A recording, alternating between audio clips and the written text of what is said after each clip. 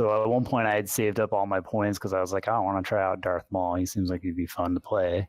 And so I get Darth Maul and I'm like running around and so I'm like, all right, let's see what this button does. And all of a sudden I like charge forward into the middle of like 10 of them. And I killed like 2 or 3, but then just died pretty much instantly. And it's like, oh, okay. I didn't know what that button did.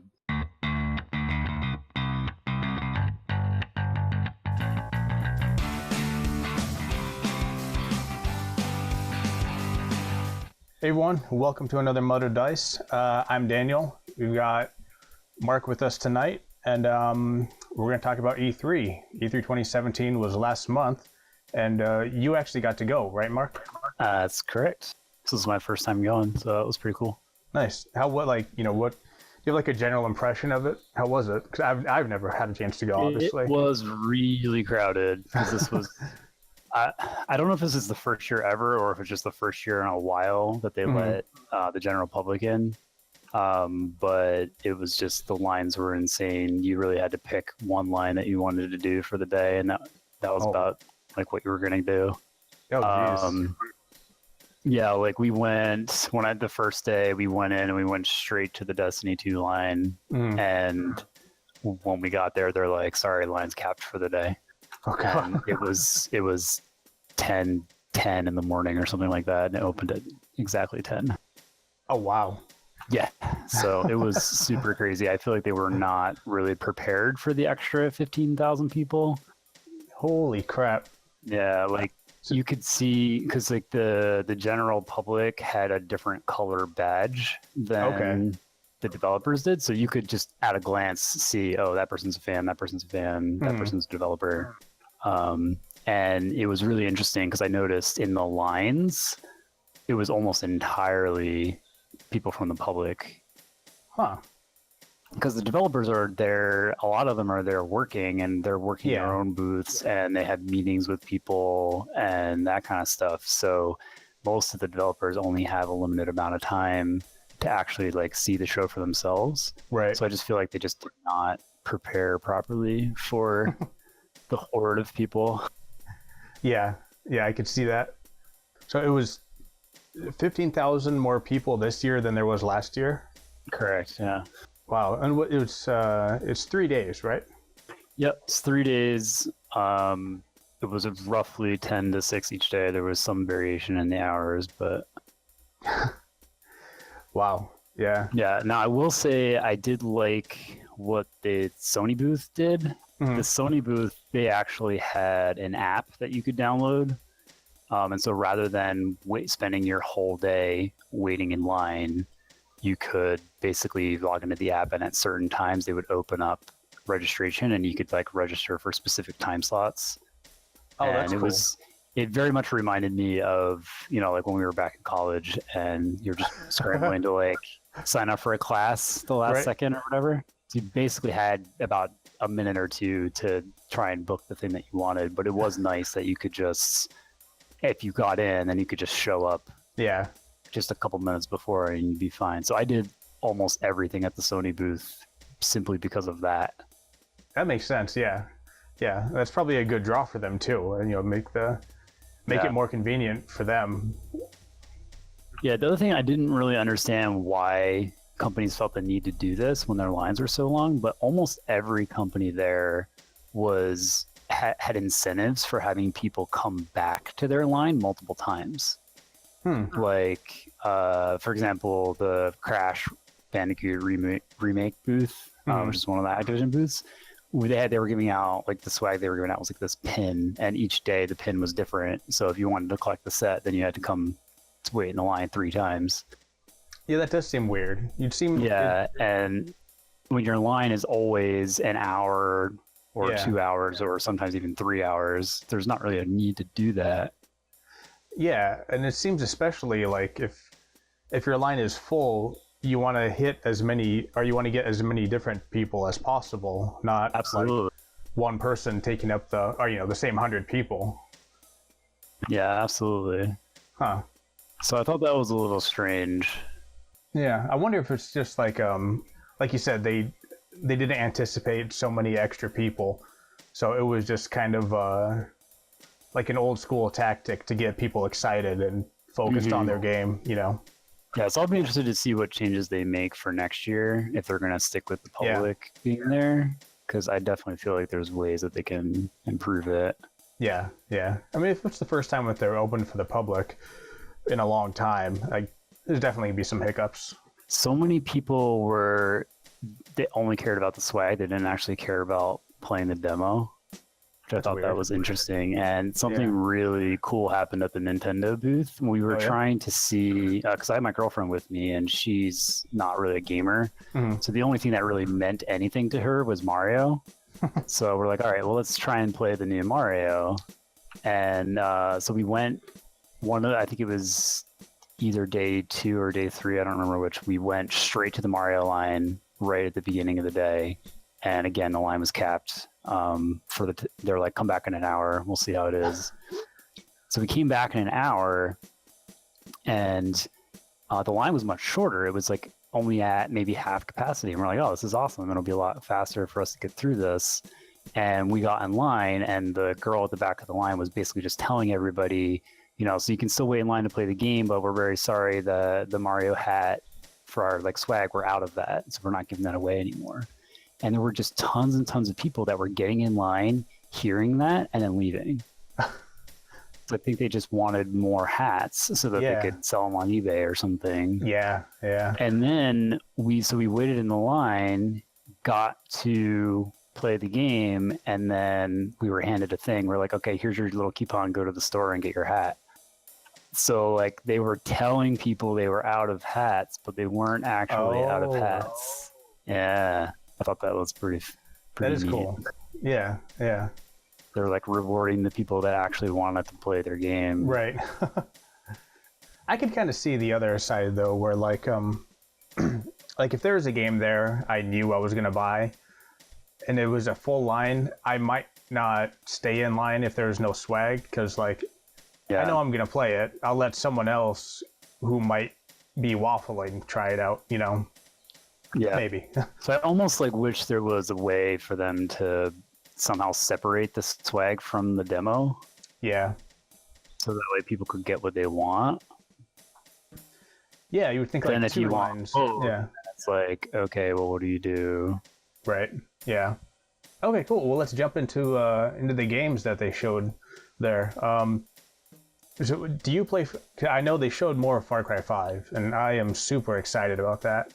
I didn't actually see anything about Far Cry 5. I don't even remember seeing a booth for it, but I'm sure I just missed it. Yeah. I didn't watch it live, so I could be getting things confused, but I thought they showed some more gameplay of it.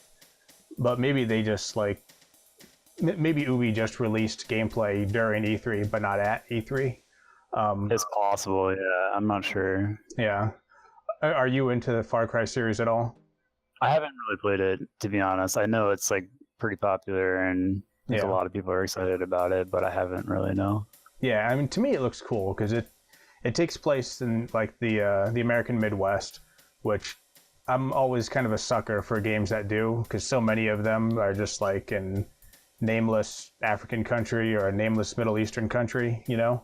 And so I think that's really cool. And apparently they've changed. So like the previous games, there was a lot of climbing towers to like reveal parts of the map, like in Assassin's Creed. Okay. I guess they've taken that out. So now you have to like go around and talk to people, and you know, people will tell you like, oh, there's a church over to the west, or there's like good hunting over to the south. And that's kind of how you reveal the map, by talking to the local people, which seems cool to me. Yeah, I could see that being cool. Yeah. And there's apparently also a dog that you can send out to steal weapons from your enemies, which sounds really fun to me. Everybody loves a good dog. Yep. As long as he doesn't die in the game, I'll be good with it. So what did you see there that you were excited about? So there was a game that I thought was really interesting that I had no idea was coming out. I'm actually completely blanking on the name right now, but it's it was an Ubisoft game where they were allowed to use Mario characters for some reason, and it was like a tactics style game. Okay. I I thought that was really interesting. I didn't actually get to play it because their line was more than 2 hours at all times. Yeah, but I'm gonna have to quick Google the name of that or something because it just looked really. Is it the Mario Rabbids game? Rabbids Kingdom? Yes, that one. Yeah. So I don't really know anything about I guess the Rabbids are like an Ubisoft thing. I don't really know anything about them, and they were kind of weird, but the gameplay actually looks really fun. Yeah, it was like almost like a Final Fantasy Tactics kind of type of gameplay. Yeah, I think the Rabbids were from those Rayman platformer games. Oh, okay. And then I think they kind of like the same way like the Minions from the Despicable Me movies kind of like became their own thing. Rabbids kind of became their own thing, separate and outside of Rayman. Gotcha. But yeah, I have seen stuff about that, and that looks pretty interesting. Yeah, so I thought that was I thought that was one of the most interesting games that I saw there. Yeah. Most of the other stuff was kind of like what you would expect, like the new Call of Duty. I played that. I mean, yeah, it's in World War II again, but other than that, it's just Call of Duty. If you like Call of Duty, you're gonna like the new one. If you don't like Call of Duty, you're probably not gonna like the new one. Yep. There's Destiny 2, obviously. There's no surprises for me on that one because I work on it. So the new Uncharted game. I didn't really notice anything special about. Like I watched an extended demo in like a little theater for that one, and it's just another Uncharted game. Like if you like Uncharted, you're gonna like it. But I didn't really notice anything like new really about it, other than you're not Drake anymore. You're playing as Chloe. In the trailers I've seen for it, like I don't know if it's just me, but like the performances seem kind of off. Like they seem like it's like if Uncharted it was like A-level performances, it seems like this new one is like maybe B+. Is interesting. Is that kind of like, I've only seen like YouTube trailers though. Did you get a different feeling from seeing something maybe I didn't see? I honestly didn't notice that at all. It seems like the same quality, the same, like it literally just was another Uncharted as far as I could tell. Well, we'll see when it comes out. It's because the main character was his partner from the fourth game, right? Chloe was the third game. Okay. She's kind of showed up a couple different times in a couple of the other old games. It was either the second or the third that she was the most prominent in. I can't remember which one now. Okay, right, yeah. Did you see the trailer for Beyond Good and Evil 2? I think I may have seen the trailer during like one of the conferences or something, but I didn't actually see anything like on the show floor for it. Oh, okay, yeah. Well, I think all they've shown is like a pre-rendered cinematic of. I don't really know what's going on in the trailer. There's like a monkey who's stealing something from a mob boss, and then like a train chase through some kind of floating city, and. I'm not really sure about it. Did you play the original? Nope. Okay. So, like, for me, the original was, like, really special. There was really likable characters, and, like, the character you played was this photojournalist who also ran an orphanage. So, like, she wasn't your typical, like, super gruff, badass, what's to say, like the guy with the shaved head and the 5 o'clock shadow kind of character. Okay. Yeah. So I thought that was really cool. But then what they've shown, at least for the new one, looks like a complete tonal shift. Granted, it's only like 3 minutes of pre-rendered cinematic, but I'm not terribly excited about it. Yeah, I saw the trailer, but I didn't really have much to base it on because I didn't really play the first one. Yeah. Have you played any of the Monster Hunter games at all? Yeah, actually, I just got Monster Hunter 4 for the 3DS. So I hadn't actually played Monster Hunter either, but that was another one where I was in like a little theater seeing like an extended demo for. And the crowd went absolutely nuts when there was like a moment in the demo where they revealed that I guess it's like a big deal that you could switch your weapon.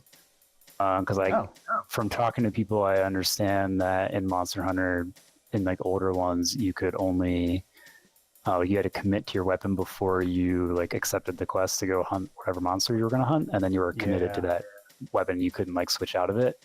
And so like at one point he went back to his tent and switched his weapon, and the crowd was going nuts. And I don't know anything about Monster Hunter, so I'm like, what's the big deal? He's just switching weapons. But apparently that was a really big deal.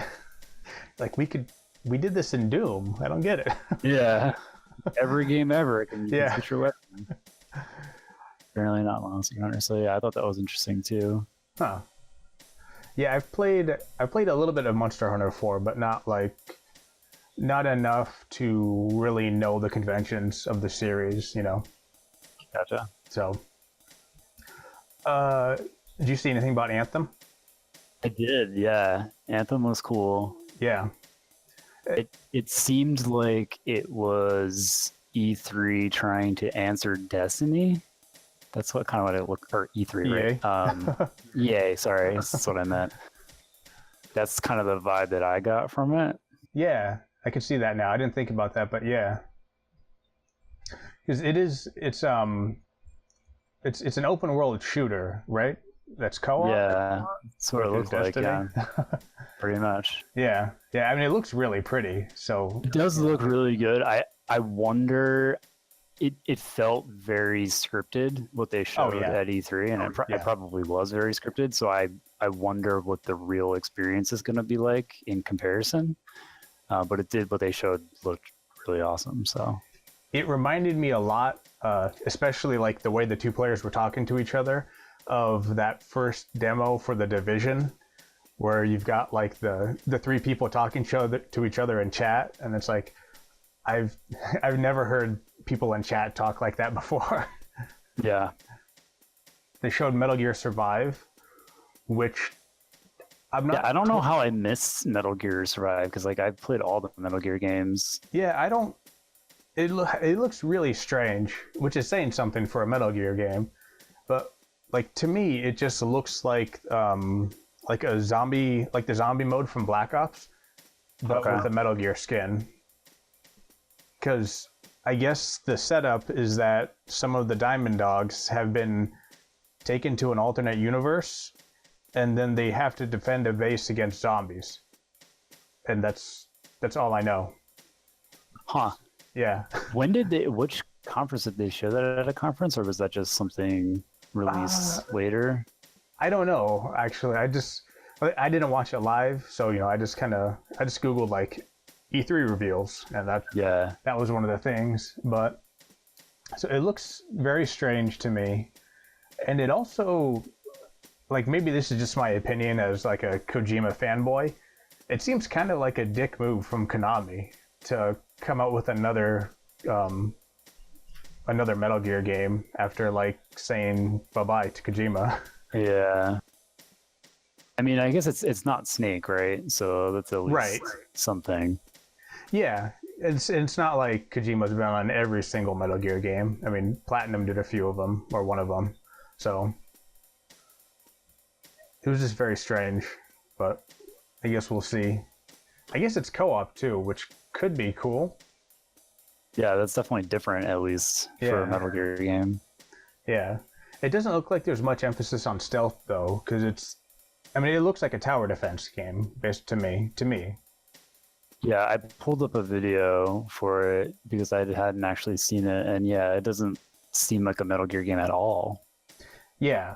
It's like I said, it's like Black Ops Zombies, but with like things from the Metal Gear universe, but without the gameplay. You can build gates and stuff. Yeah. So moving on to better ones, Life is Strange 2. I'm excited for that one. I love the first game. Yeah. Man, I don't know how we always do this. You always go find the games that I know are a big deal, but I just haven't really. Yeah. It's hilarious. Yeah. I mean, yeah, I like the first one. I'd recommend it. I recommended it to people. I'm excited. Okay. It's a prequel to the first one where you play as one like a secondary character, character that was secondary in the first one. That's a lot of numbers.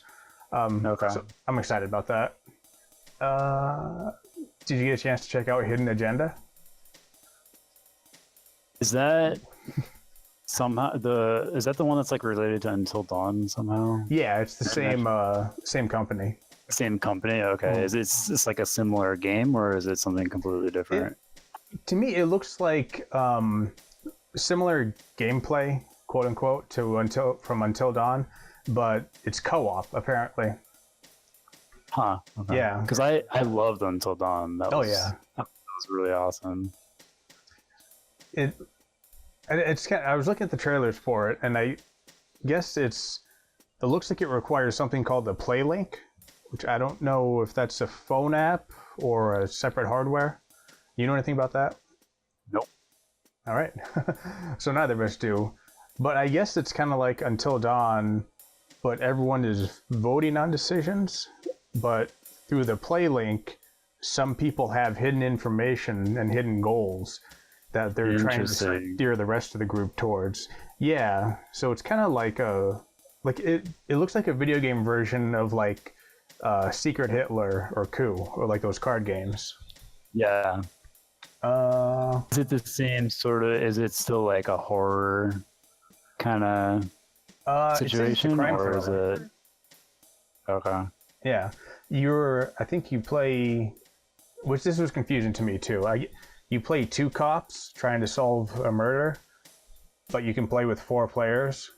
So I don't know how that's gonna work. But yeah, I'm looking at some stuff on it right now, and it seems like the PlayLink thing it's like a phone app. That's what it looks like. That's good. That's good. I wouldn't want to have to buy another piece of hardware. Put it this way, they're holding what look like normal phones. It's possible that it's something else. Yeah, right. Yeah. Buy a whole nother $60 controller just to play this one game. Yeah, that would be awful. I guess I have Google right here. I can see. PlayLink. PlayLink title, pop a game into your PS4, pick up your smartphone, and play co-op without the need for multiple DualShock 4 controllers. Okay, so it's a phone app. Yep. Okay, cool. I mean, that could be cool, especially if...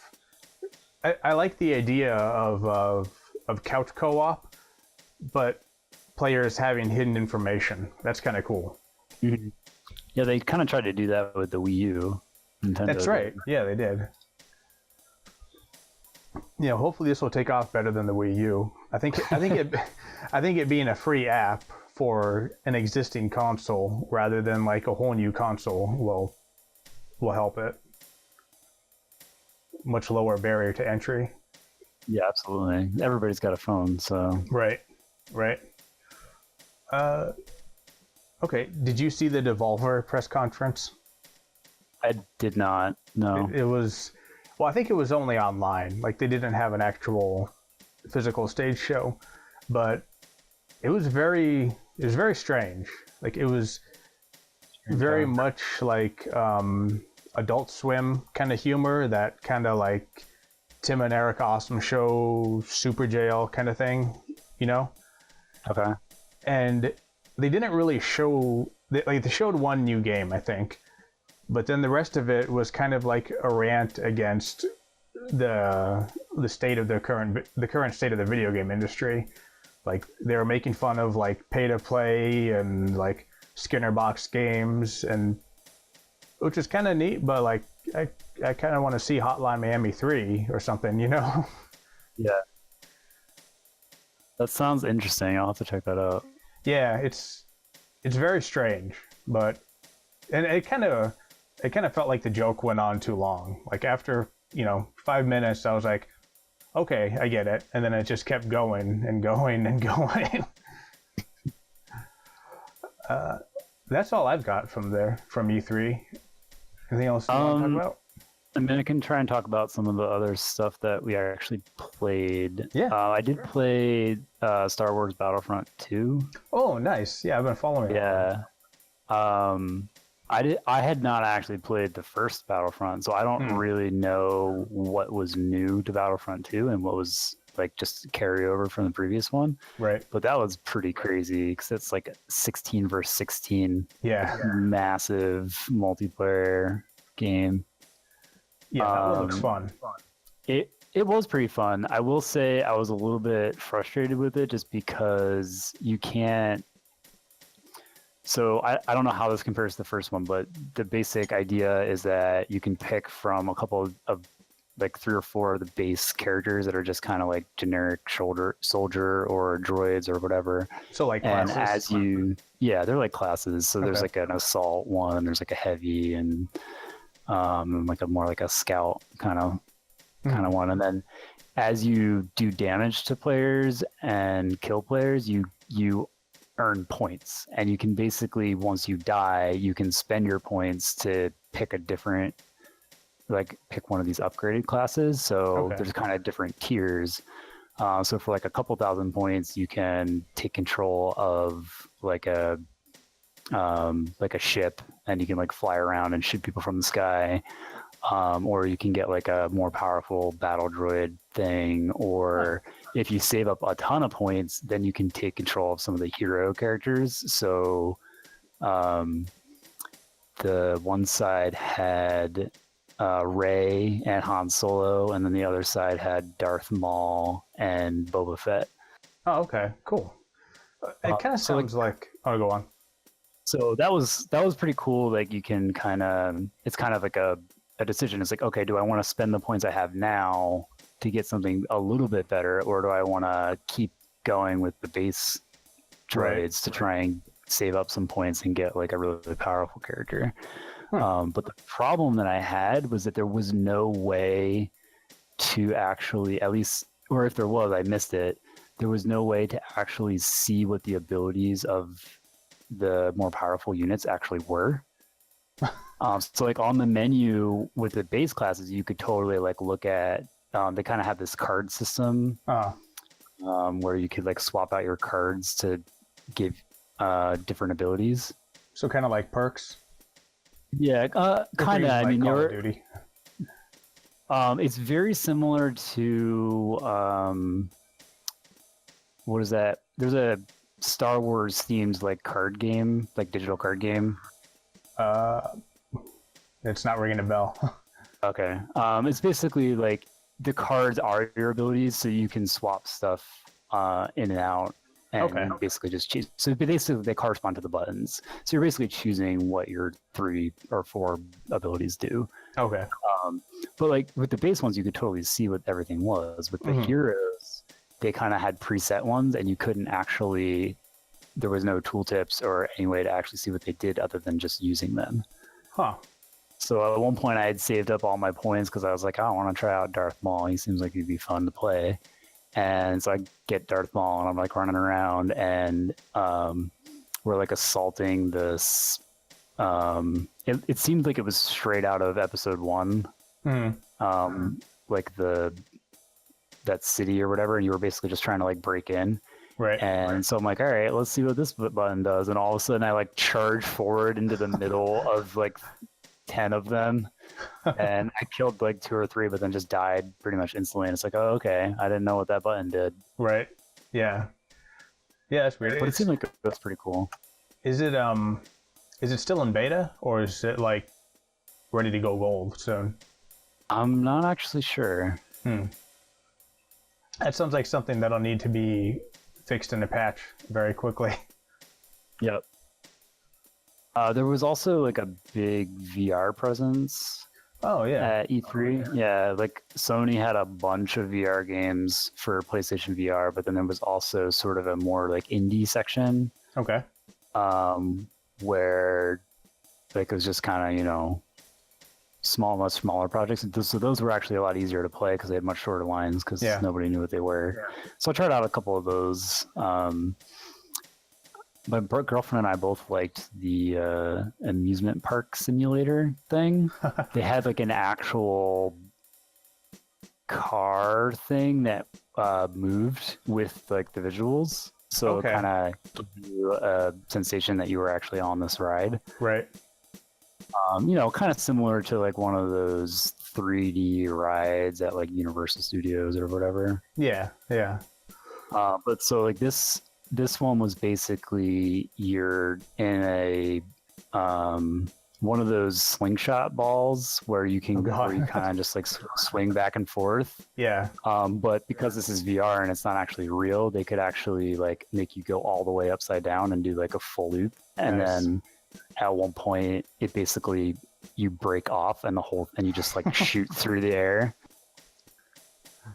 It wasn't like disorienting or nauseating at all. Not really. No, it was pretty neat. Now, was that in the like the motion car, or was that just like a standstill VR experience? It was in the motion car. Okay. I wonder if that had anything to do with it, because like you're. Oh, absolutely. Yeah. But it's interesting when you combine VR with that motion car. Oh yeah. Because like, I don't know about you, but when I do those 3D ride things at Universal, like yeah, they're interesting, but you don't actually like. I feel like I don't actually feel it nearly as much as I did with the VR one. When your entire visuals match the feeling that you're getting, kind of tricks the body into thinking that it's real. That's cool. So was there anything else in the VR section that seemed really cool? More like there was this thing. I don't know. There was another game where it looked like kind of a medieval style thing where they actually had physical swords that had like sensors on them, and like some people were like slashing swords around, like trying to like fight dudes. That seemed like it was kind of interesting. I didn't actually play that one though. That seems cool. That also seems like a lawsuit waiting to happen. Yep. It kept waiting for somebody to like hit somebody. Yeah. They're sort of like, it seemed like they were coming really close. Or like playing at home, just like, knock the TV over and smack the cat, whatever. And then let's see what else. I did mention earlier that my girlfriend and I played the new Super Mario. Yeah. That actually had some cool stuff in it. I thought it was really interesting. So there's like have you seen anything for the new Super Mario Odyssey? Like I know about like the hat mechanic where you can like take over possess enemies, I guess, by throwing your hat at them, right? That's pretty much all I know. Okay. Yeah, so that's cool too, but that wasn't really what stood out at me. What stood out at me was there's certain parts, at least in the demo level, I don't know how prevalent it is in the full game, but you could enter a tube, like the classic Mario tube, right, and it would pop you out sort of on the wall, and the gameplay became like the original Mario, like 2D side scroller thing, and then you would pop up out of the end, and then you would like sort of turn back into the 3D world. That's cool. Yeah, I thought that was really neat that they were able to kind of keep the modern gameplay, but then also throw in like some serious throwback gameplay. Yeah, so I thought that was really cool. I wonder if that's kind of going to be a thing, like, if that's going to be a, I can't think of the right word, not a cliche. Well, because when you said that, it reminded me of how Doom 2016 had those like secret levels that looked like the original levels from Doom. Okay. So I was just wondering if like callbacks to the earliest beginnings of a series are going to kind of become, like a recurring theme for the next couple of years. Maybe.